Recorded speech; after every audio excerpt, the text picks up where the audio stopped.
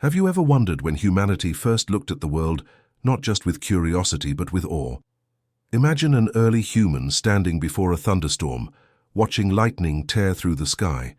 There were no words yet to describe fear or wonder, no stories to explain the unknown, only the raw pulse of emotion that would one day become faith.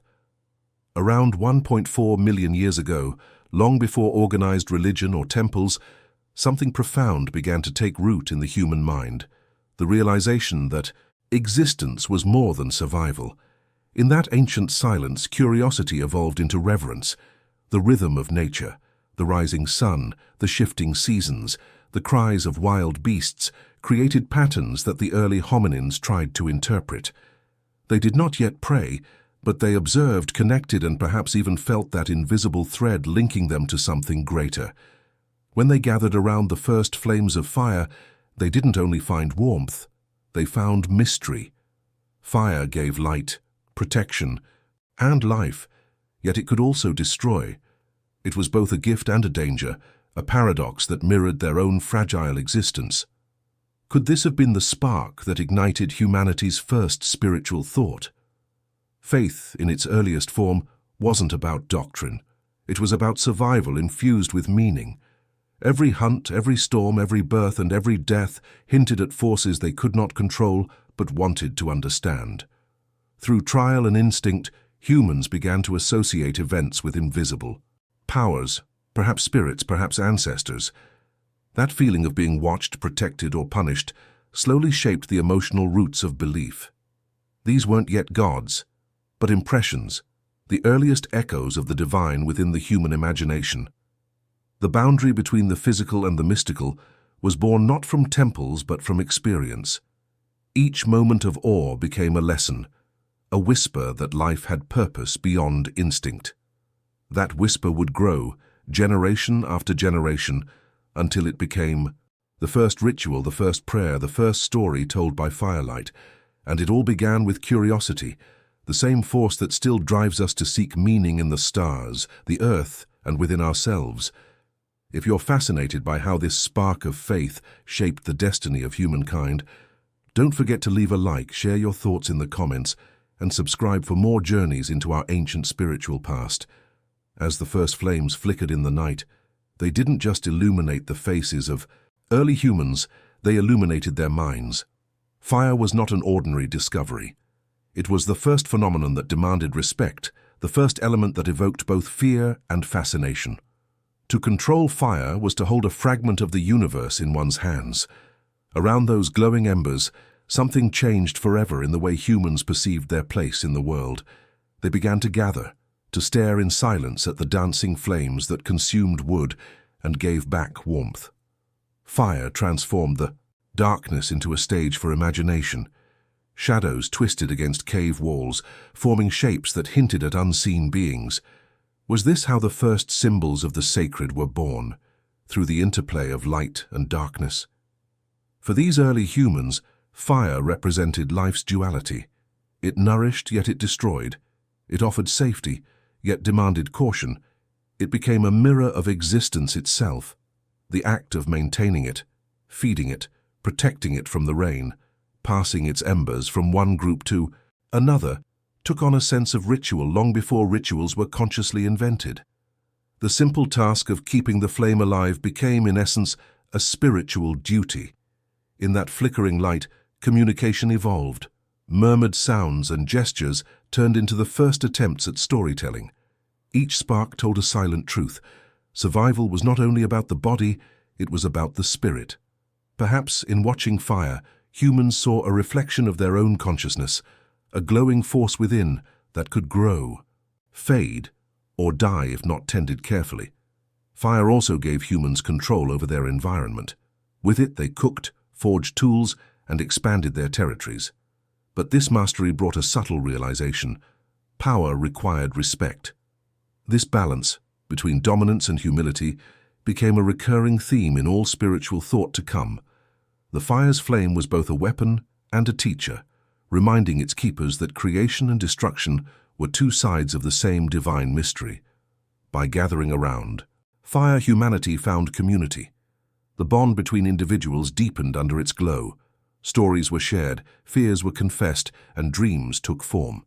The flames didn't just warm their hands, they warmed their souls, connecting them through shared wonder.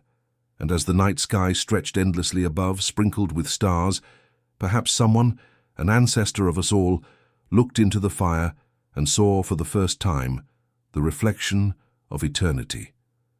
As humanity's bond with fire deepened, another transformation began to stir, this time within the rhythm of the body and the pulse of the earth. Imagine the night, heavy with silence, broken only by the crackle of burning wood and the distant calls of wild creatures.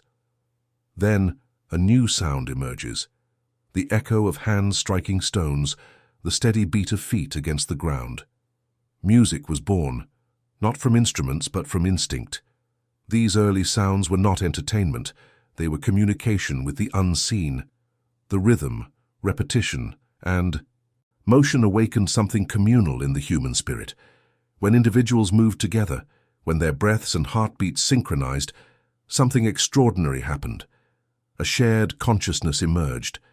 It was no longer just one human facing the world, it was a group unified by emotion, sound, and purpose. The first dances may have been imitations of the hunt, of storms, or of animals they revered. In those moments, they weren't merely reenacting events, they were participating in the rhythm of life itself. Movement became prayer, rhythm became language. Without words, they expressed gratitude, fear, hope, and awe. It's possible that these gatherings around fire and under the stars were humanity's first sacred ceremonies. They weren't planned or dictated by belief systems. They flowed naturally from the connection between mind, body, and environment. As sparks rose into the night, each motion, each sound, seemed to carry meaning beyond survival. The beating of the drum, or even a hollow log, may have been the first echo of transcendence. Through these collective expressions, humans began to feel something larger than themselves. The boundaries between individual and group blurred. Ecstasy, that ancient state where thought dissolves into feeling, allowed them to touch the ineffable. It was as if, for a brief instant, they were one with the forces they worshipped, though they could not yet name them. And as generations passed, these gatherings became traditions. Patterns formed. The repetition of rhythm and movement turned into ritual, a symbolic bridge between the visible and the invisible. Long before temples and priests, before gods had names or faces, humans discovered through sound and motion that unity itself was sacred. In these primal moments of harmony and rhythm, faith took its first communal form, an unspoken understanding that to move together was to belong, and to belong was to believe. At some point, among the flicker of firelight and the rhythm of primitive dances, humanity encountered a question that would redefine its entire perception of existence. What happens after death? For early humans, the loss of a companion, a child, or an elder was not only emotional, it was incomprehensible. One moment, there was breath, movement, warmth. The next, silence. This silence demanded an answer. At first, bodies might have been left behind, abandoned to the elements. But then, something changed. Some groups began to cover the dead with soil or stone. It wasn't just a practical act to ward off predators, it carried intention. The positioning of bodies, often curled like a fetus, suggested a belief in some form of return, perhaps a rebirth. They started to place tools, food, or ornaments beside the deceased, as if preparing them for a journey. That gesture, so simple yet profound, marked the birth of ritualized death and the dawn of spirituality as we know it. This was humanity's first confrontation with the invisible. The body decayed, but the person, whatever that essence was, seemed to linger. Was it in the wind that brushed the camp, in the fire's glow, in the dream that followed? The concept of a soul, though not yet formed in language, might have already lived in their hearts. Through burial, humans turned grief into meaning. It was a way to cope with the unbearable, but also to assert control over chaos. Death was no longer the end. It was a passage, a mystery to be honored. The earliest graves found in places like Atapuerca and later in Kafse reveal not only bodies but stories, stories of care, connection, and perhaps even belief in continuity. Each burial was an act of memory, a bridge between the living and the departed. And as this practice spread, it bound communities together. The dead were not forgotten. They became part of the landscape, part of identity. They gave shape to the idea of ancestry, the roots of future mythologies and religions. What's most fascinating is that this shift happened not because of knowledge but because of emotion. Love and loss carved the first path toward faith. So tell me, when you imagine those first burials under the ancient stars, what do you think they believed the afterlife looked like? Share your thoughts in the comments below. I'd love to know how you see it. When the wind howled through the valleys and thunder cracked across the horizon, early humans must have felt the sheer power of forces beyond their control. They had fire to warm them, tools to hunt, and rituals to unite. But nature still ruled absolutely. Storms, floods, droughts, and quakes appeared without warning, shaping their fate. Out of fear and wonder, humanity began to give names, if not yet in words, then in feeling, to these unseen powers. The earliest gods were not imagined as figures or faces. They were the river that provided fish, the storm that destroyed shelters, the mountain that pierced the sky. Each natural force carried both mercy and wrath. To survive, humans sought to understand and, if possible, appease these invisible powers. A successful hunt might lead to a gesture of gratitude, a portion of meat left by a fire, or a stone placed deliberately near a stream. Slowly, offerings turned into habits, and habits turned into rituals. Through this lens, fear became a teacher. It guided humans toward humility and reverence. The more they tried to interpret the will of nature, the more they constructed patterns of meaning. Lightning wasn't random. It was a message. A long dry season wasn't coincidence. It was punishment or neglect. And when the rains finally came, relief felt divine. It was through these moments that the first moral codes began to form. Nature rewarded balance and punished excess, at least in the eyes of those who depended on it.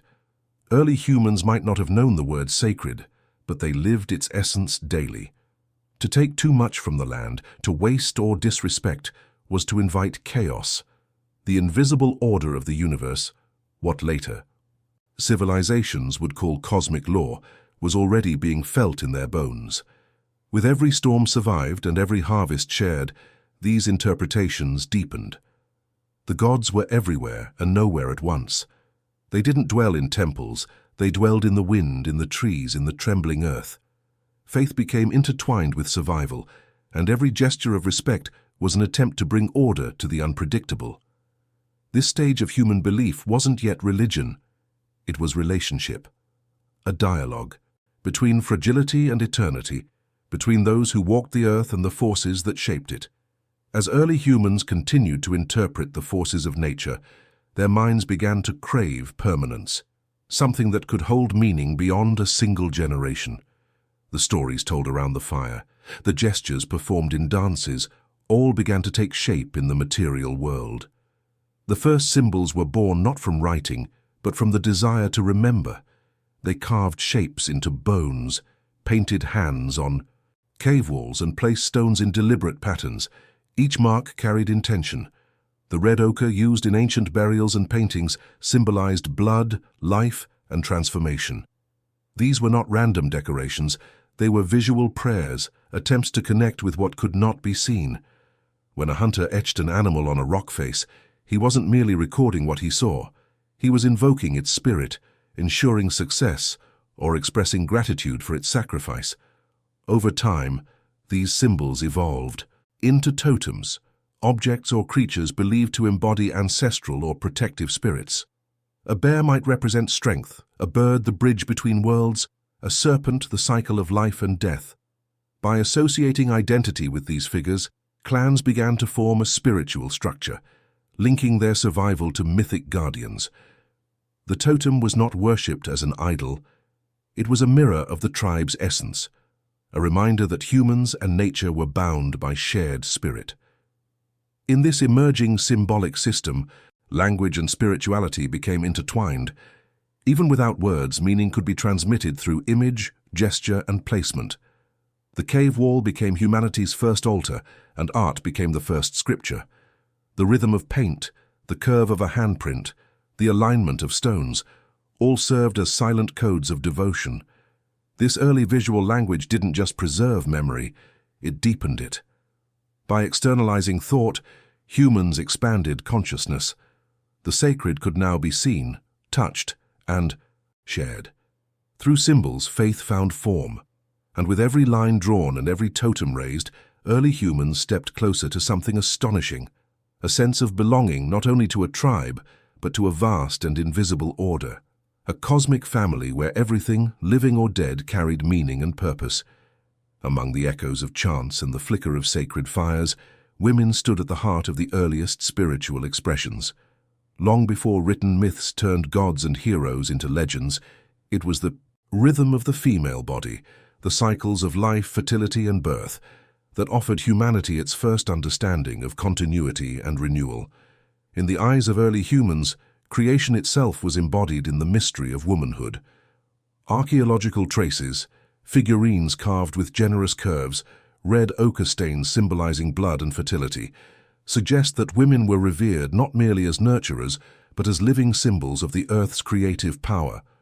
The first spiritual archetype may not have been a sky, god or a warrior spirit, but the Great Mother, a figure embodying nature's abundance and its ability to both give and reclaim life. Women likely played central roles in ritual life. They understood cycles, the moon's changing face, the season's return, the rhythms of the body. Their wisdom connected the physical to the metaphysical. They were healers, midwives, storytellers, and keepers of memory. Through them, knowledge of herbs, healing, and the mysteries of birth were passed down, forming the earliest threads of what would later become sacred traditions.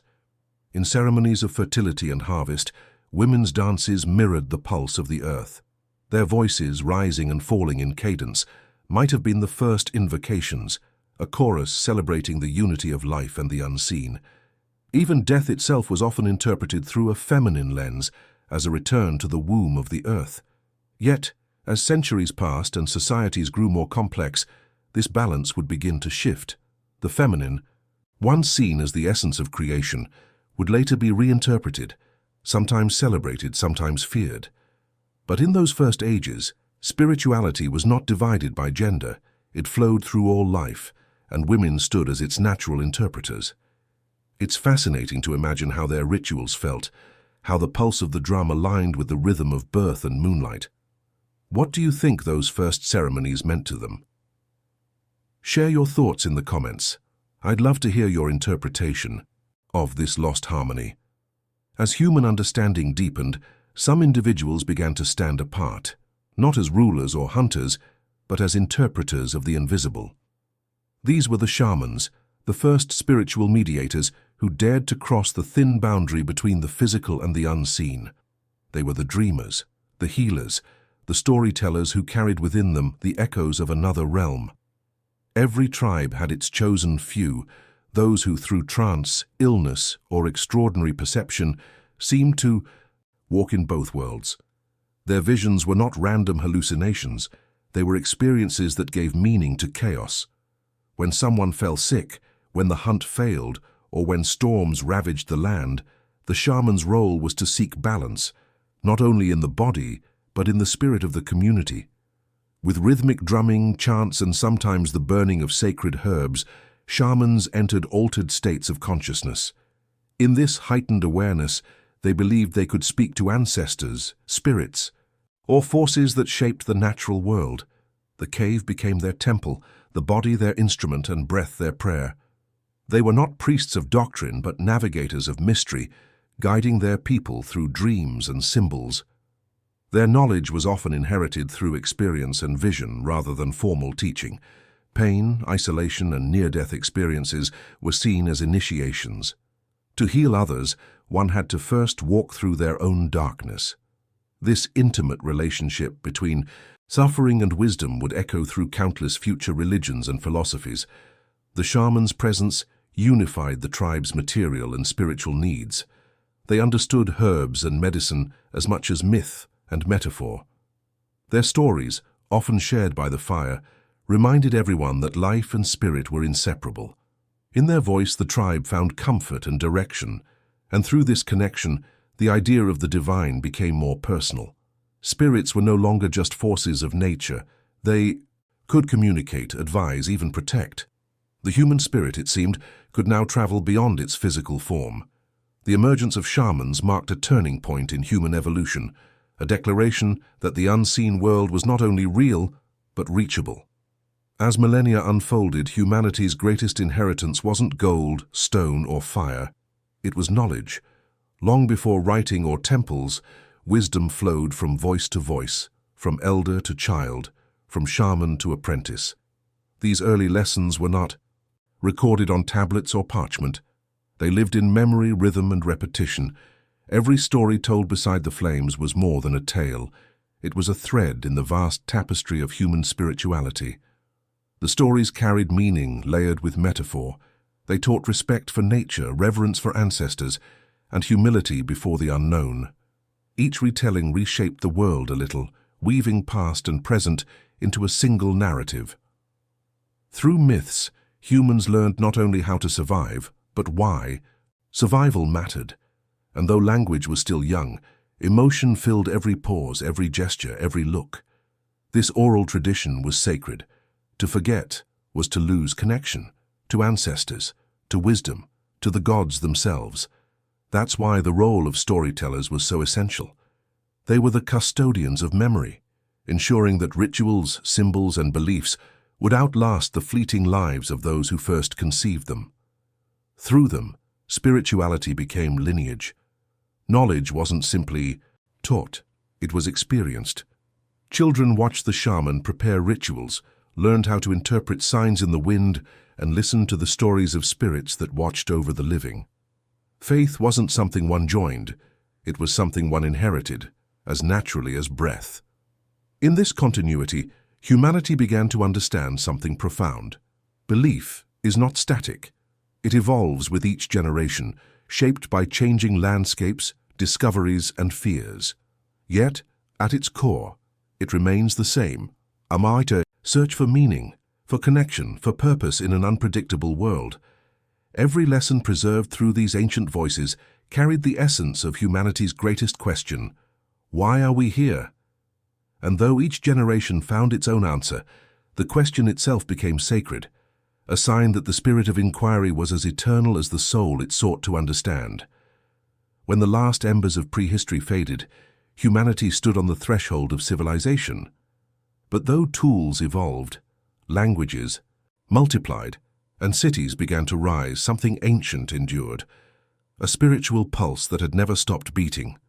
The beliefs born in the silence of caves, in the rhythm of drums, in the trembling awe of thunder and flame. These were the foundations upon which all later religions were built. The gods of Mesopotamia, Egypt, India, and Greece were not creations out of nothing. They were echoes of those first whispers of wonder. The Divine Mother became Isis, Inanna, Demeter. The shaman's trance became the prophet's vision. The burial rites of early tribes evolved into complex funerary traditions meant to guide the soul through eternity.